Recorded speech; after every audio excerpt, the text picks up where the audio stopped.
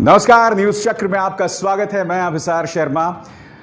आप सबको रक्षाबंधन की हार्दिक शुभकामनाएं। और इस रक्षाबंधन पे मैं ईश्वर से प्रार्थना करता हूं कि आप सब ये प्रण लें कि सोशल मीडिया पर किसी भी महिला के खिलाफ अभद्र टिप्पणी नहीं करेंगे। सिर्फ इस रक्षाबंधन पर नहीं, आने वाले वक्त में किसी भी राजनेता, किसी भी राजनीतिक दल की भक्ति में आप महिलाओं का अपमान नहीं करेंगे। यह वादा आप मुझसे कर सकते हैं?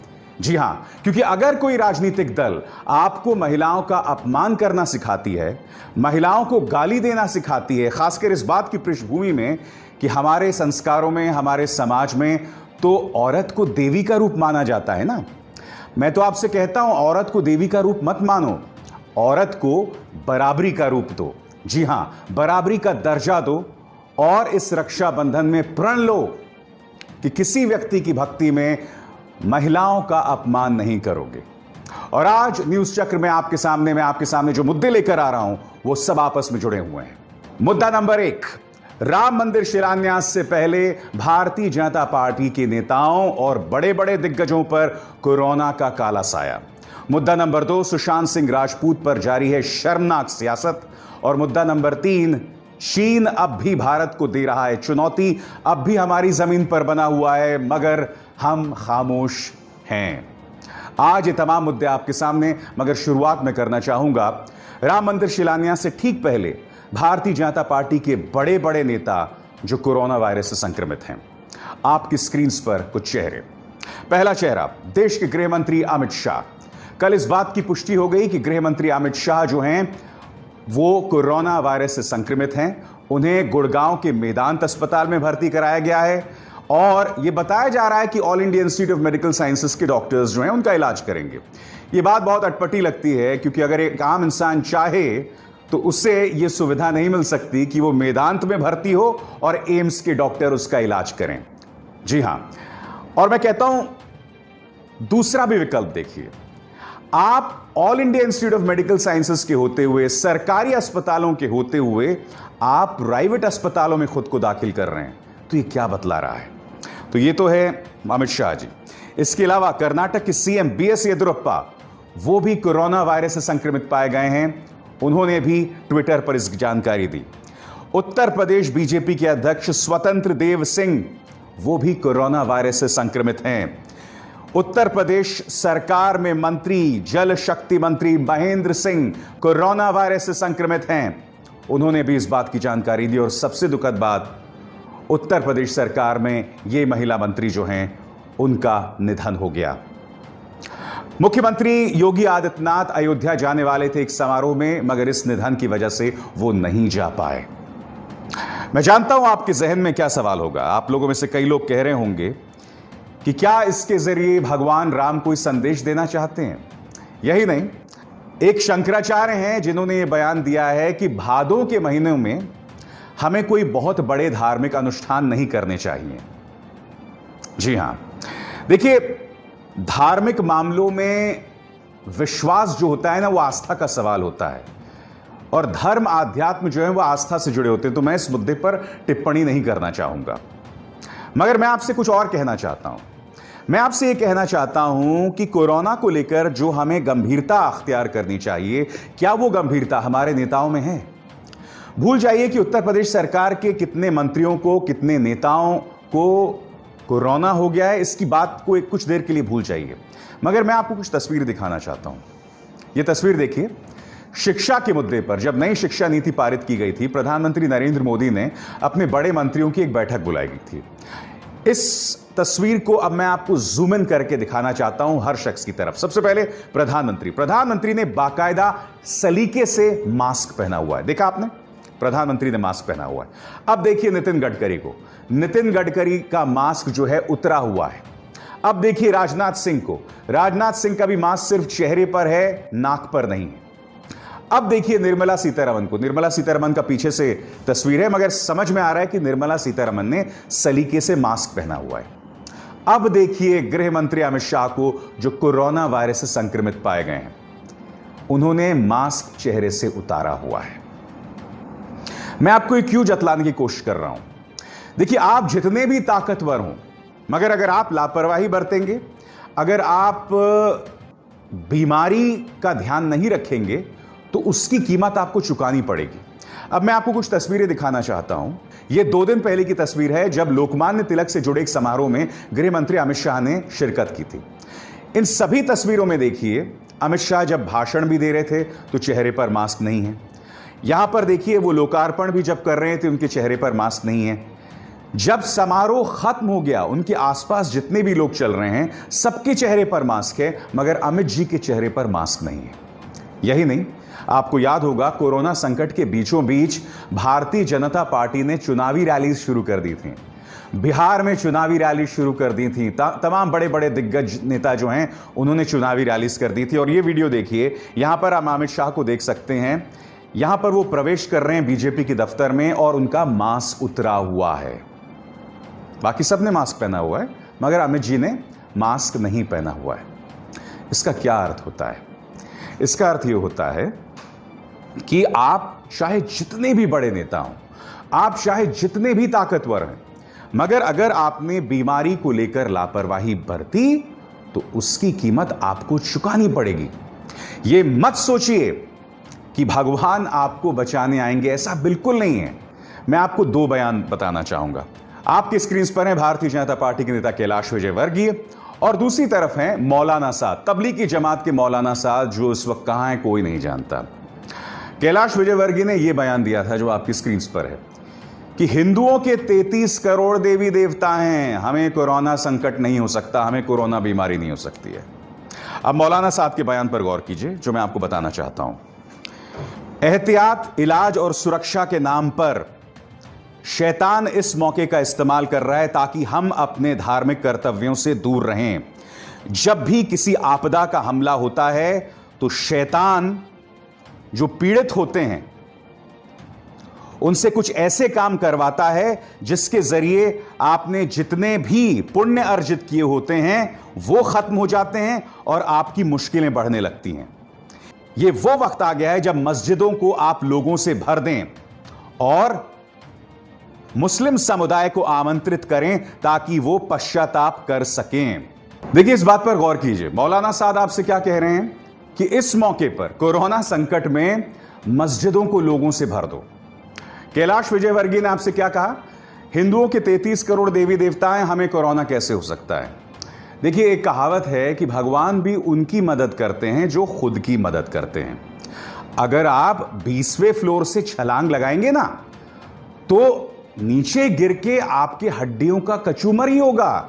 यह मत सोचिए कि अगर आप 20वें फ्लोर से छलांग लगाएंगे तो सुपरमैन की तरह उड़ना शुरू कर देंगे। ऐसा बिल्कुल नहीं होने वाला है।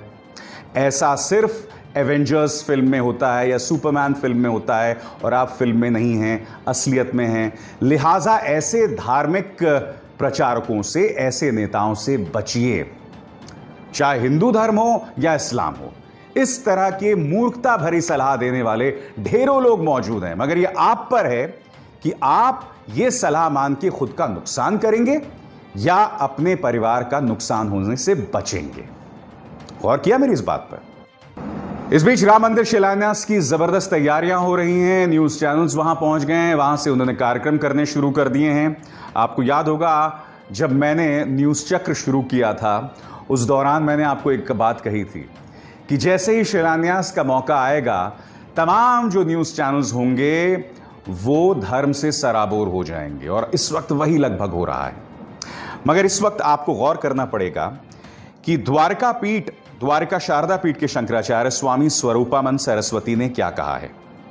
5 अगस्त को अयोध्या में जहां राम मंदिर निर्माण के भूमि पूजन की तैयारियां तेज हो गई हैं, वहीं द्वारका शारदा पीठ के शंकराचार्य स्वामी स्वरूपानंद सरस्वती ने उस दिन भवन या मंदिर निर्माण के आरंभ का कोई मुहूर्त न होने का दावा किया है। शंकराचार्य ने कहा है कि देवशयन के साथ ही उस दिन भाद्रपद यानी भादो मास रहेगा, ऐसे में भूमि या भवन पूजन नहीं किया जा सकता। दिलचस्प बात यह है कि राम मंदिर शिलान्यास में कोई भी शंकराचार्य नहीं पहुंच रहा है। लाल कृष्ण आडवाणी, जिन्होंने वो ऐतिहासिक राम रथ यात्रा शुरू की थी, वो भी नहीं पहुंच रहे हैं। उमा भारती भी नहीं पहुंचेंगी। मुरली मनोहर जोशी भी नहीं पहुंचेंगे और अब तो यह बात स्पष्ट हो गई कि गृह मंत्री अमित शाह भी वहां नहीं पहुंचने वाले हैं। कार्यक्रम की शुरुआत में भी आपसे मैंने कहा और अब भी कह रहा हूं, कुछ लोग कह सकते हैं कि इस तरह की बातें करना कि भादों में भवन निर्माण नहीं होना चाहिए, कुछ लोग इसे अंधविश्वास कह सकते हैं। यह धार्मिक विश्वास है और मैं उस पर टिप्पणी नहीं करूंगा, क्योंकि मैं जानता हूं जैसे ही मैं इस पर कोई टिप्पणी करूंगा तो मुश्किलें बढ़ जाएंगी, इसलिए मैं इससे बचूंगा। मगर अंधविश्वास क्या है यह मैं आपको बतलाना चाहता हूं। स्क्रीन पर देखिए, पिछले हफ्ते न्यूज चैनल्स में इस तरह हो रहा था। न्यूज चैनल यह बतला रहे थे कि किस तरह से रिया चक्रवर्ती, जो कि सुशांत सिंह राजपूत की गर्लफ्रेंड थी, वो उन पर काला जादू करती थी। और यह बयान जो है, ये जो तस्वीर जो आप अपने स्क्रीन पर देख रहे हैं, यह सुशांत की बहन के बयान पर आधारित है। मगर ये जो तस्वीर आपको दिखाई दे रही है, जिसमें दिखाया जा रहा है कि रिया चक्रवर्ती जो है वो काला जादू कर रही हैं, मैं आपसे सवाल पूछता हूं, क्या असल जिंदगी में इस तरह की कोई तस्वीर थी रिया चक्रवर्ती की जो ये चैनल दिखा रहा है? यानी कि आपने गलत ढंग से एक व्यक्ति को पेश किया। यह अपने आप में एक बहुत बड़ा अपराध है। आप किसी व्यक्ति को काला जादू करते दिखा रहे हैं, उसकी झूठी तस्वीर पेश कर रहे हैं। यानी कि मुख्यधारा मीडिया के जरिए कहीं ना कहीं आप लोगों में अंधविश्वास को बढ़ावा दे रहे हैं। बात यहां नहीं रुकती है। आपके स्क्रीन पर बिहार के deputy chief minister Sushil Modi, वो इस बात की पूरी कोशिश कर रहे हैं कि सुशांत सिंह राजपूत के मुद्दे को राजनीतिक बनाया जाए। कहीं ना कहीं बिहार कांग्रेस को इसके लिए जिम्मेदार माना जाए। उनका क्या बयान है, मैं आपको पढ़ के सुनाना चाहता हूं। कांग्रेस एनसीपी की बैसाखी पर टिकी उद्धव सरकार। डिप्टी सीएम ने कहा है कि राज्य सरकार सुशांत को न्याय दिलाने के लिए किसी भी हद तक जाएगी। उन्होंने कहा कि महाराष्ट्र में पहले भी बिहार के लोगों से दुर्व्यवहार की शिकायतें मिलती थी, लेकिन अब वहां कांग्रेस एनसीपी की बैसाखी पर टिकी उद्धव सरकार ने तो हद कर दी है। सुशील मोदी ने कहा कि लॉकडाउन के दौरान महाराष्ट्र में बिहारी मजदूरों की वापसी के लिए अड़ंगेबाजी की गई थी। अब बिहार के बेटे सुशांत सिंह राजपूत की मौत की जांच के लिए पहुंची बिहार पुलिस को मुंबई पुलिस सहयोग नहीं दे रही। सुशील मोदी कहीं ना कहीं यह भी कहते हैं कि वो इस मुद्दे की सीबीआई जांच करेंगे। मगर सुशील मोदी से मैं कुछ और पूछना चाहता हूं। सुशील जी, यह है आपके डीजीपी गुप्तेश्वर पांडे जी। गुप्तेश्वर पांडे कह रहे हैं कि साहब बिहार पुलिस अपना काम करेगी। उन्होंने खुद कहा कि इस वक्त सीबीआई जांच की कोई जरूरत नहीं है। उन्होंने यह बात कही कि हां, मुंबई पुलिस की तरफ से असहयोग की बात सामने उभर कर आई थी, मगर जिस तरह से मीडिया में चलाया जा रहा है कि उनके साथ बदतमीजी की गई, दुर्व्यवहार किया गया, खुद बिहार के डीजीपी कह रहे हैं नहीं, ऐसा कुछ नहीं है। अब आपके स्क्रीन पर यह हैं बिहार के एक आईपीएस ऑफिसर जो वहां पहुंचे। उनका खुद का बयान सुनिए। वो भी कह रहे हैं कि मुंबई पुलिस ने हमारे साथ असहयोग नहीं किया, बदतमीजी नहीं की। सुनिए वो क्या कह रहे हैं। पता ही नहीं है कि कोई कोऑर्डिनेशन नहीं हो रहा था, ऐसा बिल्कुल भी नहीं कहा जा सकता। पिछले एक हफ्ते से हमारी टीम यहाँ पर करीब कैंप कर रही है और लगातार हमारी टीम काम कर रही है। क्योंकि इन्वेस्टिगेशन की अपनी एक प्रक्रिया होती है, उसमें अगला स्टेप सुपरविजन होता है, तो उसी के लिए सुपरविजन के लिए एक सीनियर ऑफिसर को आना होता है, तो उसी क्रम में मुझे यहाँ भेजा गया है। आज मैं आपसे कुछ और पूछना चाहता हूं। भारतीय जनता पार्टी पूरी कोशिश कर रही कि किसी तरह से सुशांत सिंह राजपूत बिहार चुनावों से पहले चुनावी मुद्दा बन जाए। मगर आज से कुछ दिनों पहले चीनी सैनिकों के हाथों हमारे 20 सैनिक मारे गए थे। कई इनमें से बिहार के रहने वाले थे। आप सुशांत सिंह राजपूत के मुद्दे को तो चुनावी मुद्दा बनाना चाहते हैं। जी हां, वो मुद्दा जिसमें हकीकत सामने भी उभर कर नहीं आ रही है, वो मुद्दा जिसमें कई विरोधाभास सामने उभर कर आ रहे हैं। मगर हमारे 20 जवान, 20 सैनिक मारे गए, वो आपके लिए चुनावी मुद्दा नहीं है। वो चीन जो अब भी हमारी जमीन पर बना हुआ है, वो आपके लिए चुनावी मुद्दा नहीं है। आज चीन से जुड़ी मैं आपके सामने 2 खबरें पेश करने वाला हूं और इस पर गौर कीजिएगा। और आज इस पर पूरी तरह से सन्नाटा बना हुआ है, कोई इस पर चर्चा नहीं करना चाहता। सरकार का कोई मुलाजिम इस पर बयान नहीं देना चाहता। इस मुद्दे पर बिहार के deputy chief minister Sushil Kumar Modi पूरी तरह से खामोश है। मुद्दा क्या है? पहला मुद्दा आपके स्क्रीन पर। क्या आप जानते हैं कि भारत, नेपाल और चीन की सीमा जहां मिलती है, लिपुलेख, वहां पर चीन ने अपने 1000 सैनिक भेज दिए हैं। यह लिपुलेख क्या है? आपको याद होगा, हाल ही में नेपाली संसद ने एक नया राजनीतिक मानचित्र अपनी संसद में पारित किया था और इसमें भारत जिन 3 हिस्सों को अपनी जमीन का हिस्सा मानता है, लिपुलेख, काला पानी और लिम्पियाधुरा, इन तीनों जगहों को अब नेपाल ने अपने राजनीतिक मानचित्र में अपनी जमीन का हिस्सा मान लिया है। अब उसी लिपुलेख पर चीन ने अपने 1000 सैनिक भेज दिए हैं। यह क्या जतला रहा है? जो मेरी सोच मुझे बता रही है कि कहीं ना कहीं इस मुद्दे पर नेपाल और चीन एक साथ हो गए हैं। मगर ऐसा हुआ कैसे? नेपाल तो एक हिंदू बाहुल देश था ना। आखिर नेपाल चीन की गोद में क्यों बैठ गया? और आखिर यह मुद्दा राष्ट्रीय मीडिया के न्यूज चैनल्स के न्यूज स्टूडियोज में बहस में क्यों नहीं है? बात यहां नहीं रुकती। एक और खबर, यह खबर इंडिया टुडे की है, आज तक की है, और इसका हेडलाइन क्या कहता है आप खुद देखिए। चीन पैंगोंग झील पर बातचीत से कर रहा इनकार, भारत ने दिया कड़ा संदेश। खबर क्या है मैं आपको पढ़ के सुनाना चाहता हूं।